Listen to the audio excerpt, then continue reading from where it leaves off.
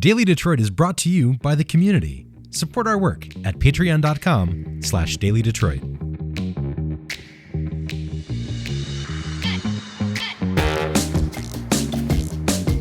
Hello, everyone, and welcome to your Daily Detroit, sharing what to know and where to go in Southeast Michigan. I am Jer Stays. Joining me on the line is Fletcher Sharpe. Busy day. I mean, great sports weekend, and then some news we got to talk about, too. Yeah, it's always good when teams in the city win, but that will definitely be taking a back seat to this more important topic. Our show's going to be in three parts. One, we're going to be talking about the possible impending Detroit casino workers strike. Number two, we're going to be talking about the Detroit Lions and their authoritative win. And three, Detroit City FC has found a way to bounce into the playoffs, and people are excited about it. We're going to start with the casino worker story because one has a huge impact on city finances. A report that the Council of Unions put out talking about this says that the amount of money that is going to be lost by the city and the state is pretty huge. This is something that I think I've mentioned before on social media and between us, Fletcher, but when you look at the numbers, if the 3,700 or so workers go on strike at 11:59 on Monday at the three casinos, the city would be losing $452,000 a day. The state of Michigan would lose $286,000 a day. This goes on for 2 weeks. It'd be a $6.3 million hole in the city budget. As the state's largest city, that is a big deal. And also it's a big deal that it's because, like the auto strike, there's a number of moving parts. I know things should be simple, and they're not for many different reasons, one of them, unfortunately, being money. But, pay people what they deserve to be paid. And I'm not just saying, someone walking in and being like, I deserve $90 an hour. Maybe you do, maybe you don't, but that's not whatever. But when you realize and you're aware that, people who work for you, cannot support themselves with just that one job that they have to bust their butt to do and have to take on second and third jobs, when you are aware of that, and most of these people who are in power are actually aware of that, you got to change, man. You got to make sure you take care of the people who work for you, because without them, you wouldn't have a company. You'd have an idea for sure, but you would not have a company because your company would not be able to run. It's crazy. And I remember when I was younger, I used to be around Greektown all the time and see all the casinos and see the people who just, maybe they run the slots, maybe they do valet, they work hard. Their jobs are not people talk about oh, they're low skill. Their jobs are super stressful and I would say skillful. Being able to drive many different cars, stick or not, dealing with people at the tables who are drunk and obnoxious, still winning and taking their money. Those are skills. These are things that you should be rewarded for, not made to have to strike because they're not paying you what they should be paying you. What the union is saying in their materials, because they've been very loud and communicative about what they're kind of pushing for. They say that inflation in Detroit's gone up 20% since 2020, and their pay has gone up 3%. Also, as the casinos have rebounded from the pandemic, they feel like workers should get more of a share of that. Another issue going on is the switch to technology, because a lot more stuff is moving online. We're going to be talking about these games and these seasons ahead, but it's crazy. Even for Detroit City FC, people text me oh, blah, blah, blah. I'm betting on X and Y. It's the two of them. Sports and gambling are absolutely intertwined now. And the finances of the city are intertwined. As I've said, the gambling revenue is the second largest chunk of revenue for the city and larger than property tax. So the impact of this, if it goes on, plus, honestly, all the spinoff business. Some of the casinos are more by themselves. You're talking about Motor City is kind of an island unto itself. You can go to Corktown and things like that. Places like Greektown are integrated into that neighborhood. You've got casino comps. You got all kinds of things that you start losing if you don't have those people coming down. Yeah, only thing I can add to this is if you are legitimately betting on USL Championship Soccer, you're a real sicko, man. That. As we lose 100 listeners who do. I'm not trying to crap on anyone because in order to bet, period, you have to know this money I'm putting, I'm definitely not going to get it back. I can't imagine the risk reward being that high. So if you're yeah, I'm going to bet on Detroit City FC to score a goal, good luck, man. If you got money like that, please come pay my car note. Patreon.com/dailydetroit. No, it is a lot of passion for sports bettors. That's part of that underlying issue, is that more and more stuff is happening online. And I think that it's something that either you're into casinos or you're not. And I don't regularly go to casinos. It's not, it's just, I'm not a gambler like that. But if you're not, you may not realize, and I've seen some coverage about this kind of ramp up as we've gotten closer to the time, but I also know that this seems to be like a hot labor summer. Well, fall now. I went to a casino with a friend of mine who I didn't realize was really into like the slot machines until we got there, and he was like playing 3, and I was like, hey man, like relax. Like they're all going to be here. Like it's not closing in 20 minutes. He's like, I know, but it increases your chance to win. And I'm like, all right, man, that sounds wrong, but you're better at numbers than I am apparently. And you know what? He came out $200 ahead. So good for him. But yeah, if you really don't think about casinos like that, this will be something you will definitely miss. And this is something that everyone should definitely know about for sure. Let's get into the sports. Got a couple of things we really want to talk about because the Detroit Lions held the Tampa Bay Buccaneers to 0 goose egg touchdowns. There was so much Honolulu blue down in Tampa Bay. I am revising my predictions on this one, but Fletcher, what was special about this game that turned the corner? Because there were some players out too. I don't know if I said it on the show before, but I know I've said it definitely on social media and in person. There's no way a good team loses to Baker Mayfield. Just there's no way. No, Baker Mayfield. The one thing I will say about him is he's tough as hell because they literally beat him up and down the field. The last play of the game that he was on the field, he left with a sore elbow and a bleeding mouth because he got hit directly in the face. Like, no, he's a tough guy. Is he good? I do not think so at all. I've not really thought so since college. But college football is different. College football made Tim Tebow look like a god, and he got to the NFL, and now he's an announcer. So, no, Baker Mayfield's not good. The Lions should not have lost. But the thing that really stuck with me is good teams need stars, but they also need people who are willing to go out there and say, hey, my job is to make sure this guy next to me can score or can get more yards. And there's a play in particular that I'm thinking about. Jared Goff found Amon-Ra St. Brown on a crossing route, and Amon-Ra St. Brown was going towards the sideline. As he got there, second-string running back Craig Reynolds came and laid out a defensive back, and his block was so vicious, it actually ended up knocking into 2 people, which sprung Amon-Ra down the sideline for a touchdown.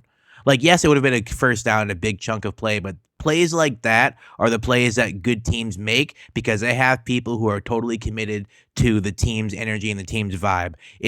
I don't care if I finish for 20 yards rushing or 10 yards receiving. If I can make sure that this person here has a chance to scores, then that's all I care about. And that you can see the players really buying in. And I said this last week about Jameson Williams. People were like, he's going to come out and be I said I didn't need him to come out and be a star. Just come out there and do the stuff you did already. He got a touchdown, but he also had some really great run blocking and some really great blocking for other receivers. Amon-Ra St. Brown had a career-high 12 catches. A lot of those were able to go forward because Jameson was holding his person on the other side and making sure they weren't there to go help and make a tackle. Like, that's the stuff you see in really good teams. Good teams find ways to not lose games. And the Lions' problem, even when they were good before, was they would occasionally find a way to lose a game.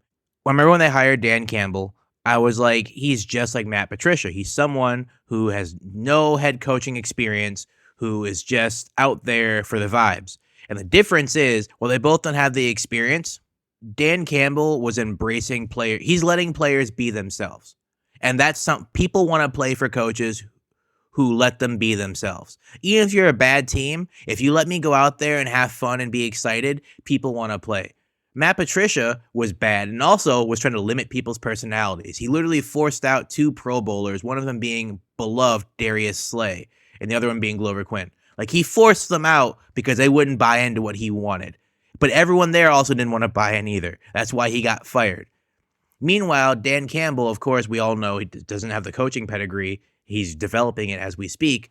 But he's letting like CJ Gardner-Johnson, blue ski mask. You try that under Matt Patricia, he might put you underneath the training stadium. So, like, it's night and day seeing people show up and want to, and not even just the wins. Like, the wins are coming because people want to play and they're energized and they're happy to play. But just the energy around the team is so different.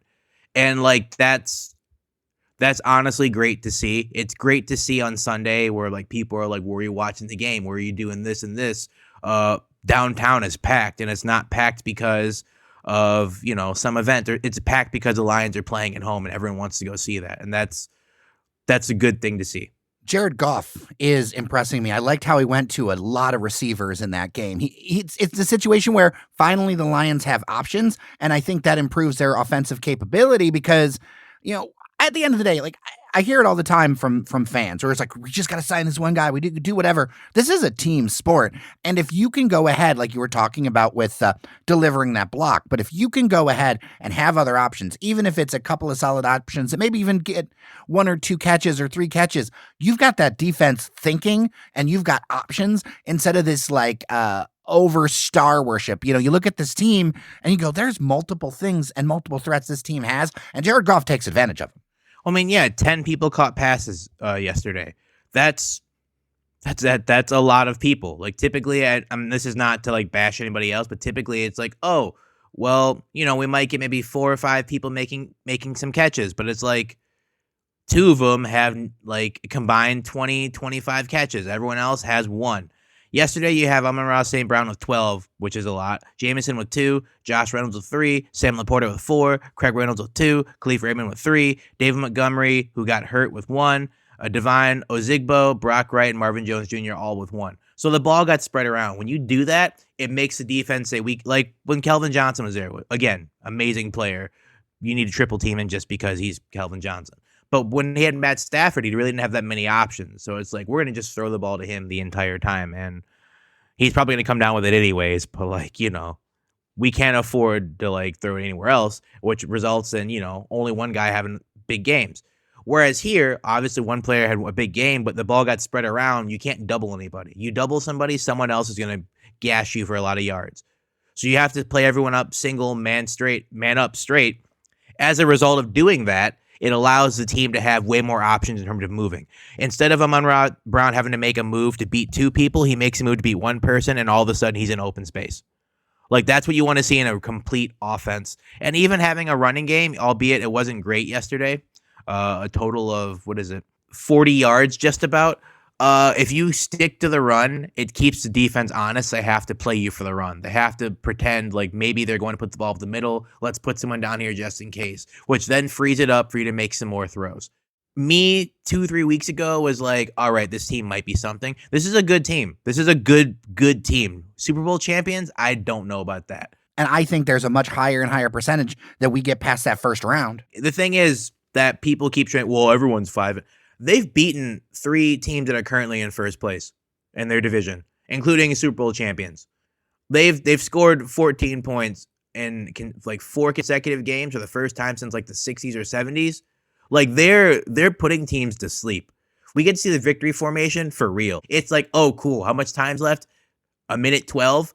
They have no timeouts. Let's just kneel the ball twice and leave. I've never seen the Lions do that 4 or 5 games in a row. Never. I've never seen them say, okay, let's kneel the ball down and just get out of here. It's always like, well, maybe we'll kneel it down here. Maybe we'll have to go there and try to win a game at the end. Maybe they're like, okay, 2-minute warning. We're up by how much? 15, 16?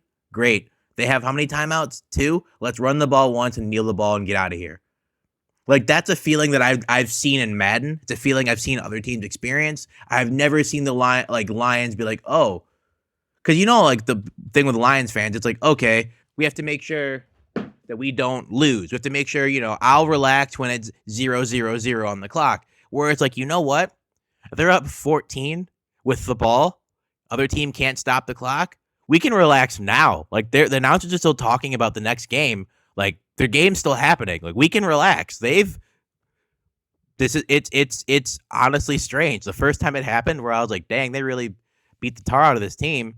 So we can just sit here. We can just sit here. We don't have to worry about, okay, what's going to happen? What if they fumble? They can fumble the ball 6 times in a row, and like the score is not going to change. Like, they've demolished this team.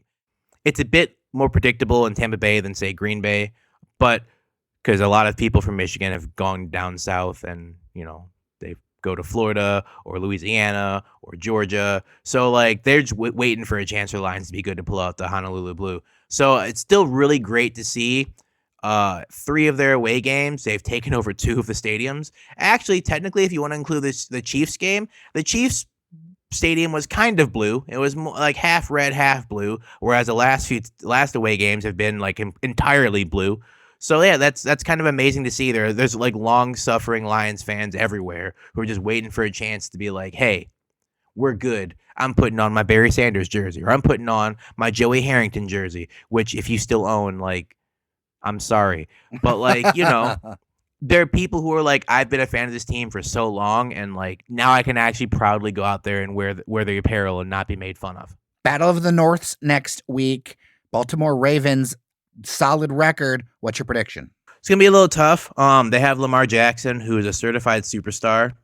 He did not have a great game. Hasn't really had a great season so far. Not necessarily entirely his fault. He's had a really banged up offensive line, but he presents something that the Lions haven't faced before, and that's a really mobile quarterback.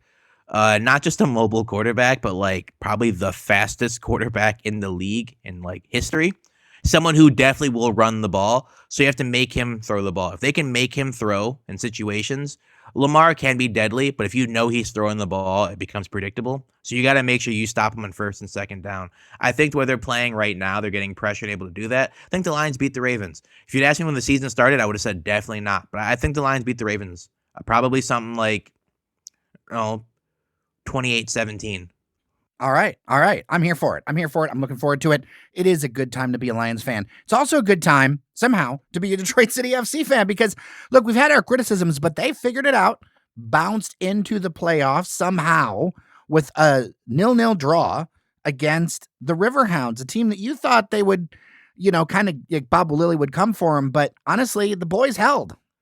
Bob Lilly did come for them. He started most of the players he could, not all of them.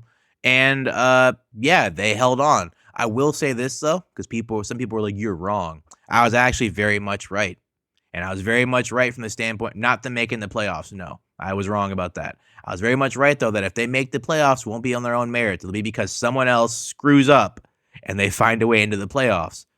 And going into that final game, they were behind Miami. Miami just needed to tie Sacramento, and that's it.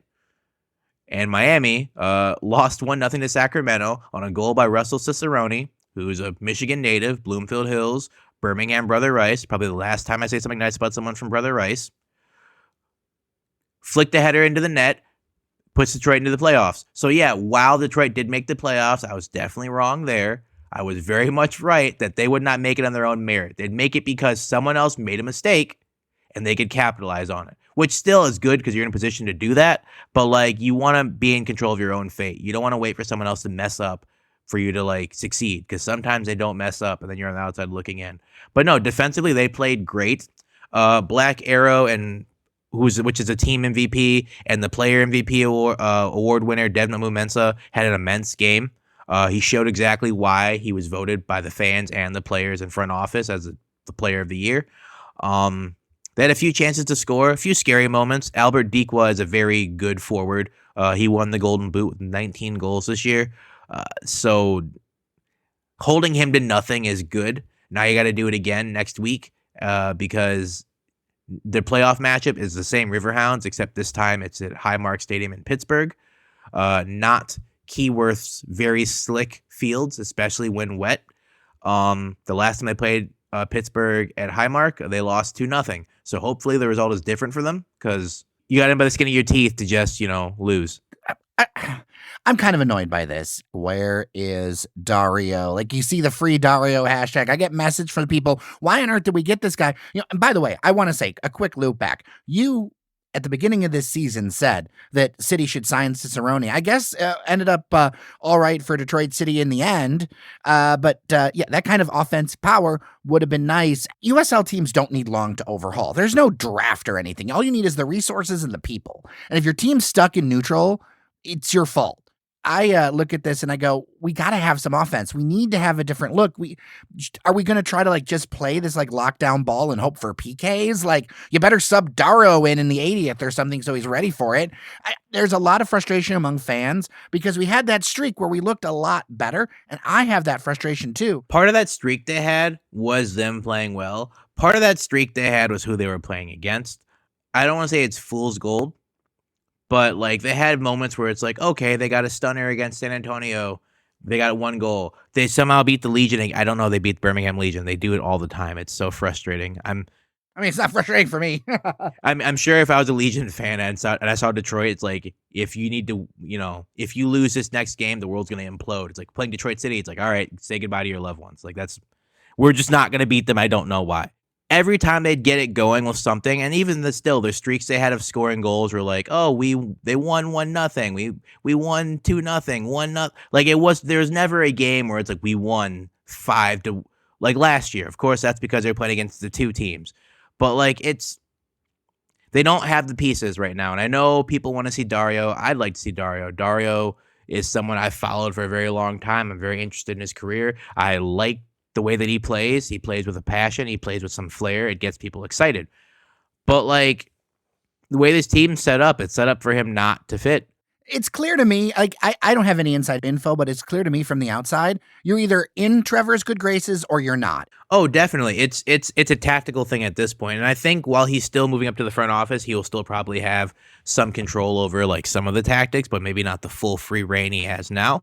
I'm sure fans don't really want to hear this, but like if I were a fan, next year, I prefer they score more than 30 goals instead of making the playoffs. If you can show you have some offensive talent, I'll take not making the playoffs for a year. After that year, you figure it out, then we go forward from there. But like making the playoffs kind of is a bit of a Band-Aid. Like I saw some fans who were very fed up with the way the season was going near the end. They were like, oh my God, but once they found out that Miami lost, they're like, we're in the playoffs. And it's like, all right, like you literally, did you forget like literally 30 minutes ago where you were like, we're not playing well enough to do this. We can't. You're still the same team. Don't forget that going into the offseason and next season and think, okay, we're back. Because if you're the same team as you were before, kind of like the first year into the second year, and you really weren't that prolific in the first year, you're going to be even less prolific next year because by then they would have definitely figured you out by now. So hopefully they can figure something out to get some money to get some new players, maybe to help complement the players they have already. Hopefully they have a new system in place. Prediction? 2-0 Pittsburgh. I think the field kind of helped Detroit City FC's stout defense a little bit. It was slick. It was wet. They were used to it. Pittsburgh was not. Highmark's a different beast. And Bob Lilly will have something cooked up for you. If you're going to just sit there and sit in the low block and defend, he'll cook something up to get behind you and score a goal. He did it once before this season. He probably is going to try to do it again. And how does Detroit City prove you wrong? Come out with an attacking flair. Tighten up defensively. Don't lose number 9 at all. If you got to hug him, like obviously not in the box because that's going to be a penalty, but like make sure he's always in front of you. If you let him run behind you, he's going to find the ball and put it in the net. So if someone else beats you besides number 9 or Kennardo Forbes, number 11, if someone beats you besides those 2, you can live with that. But if those 2 beat you, it's going to be very frustrating.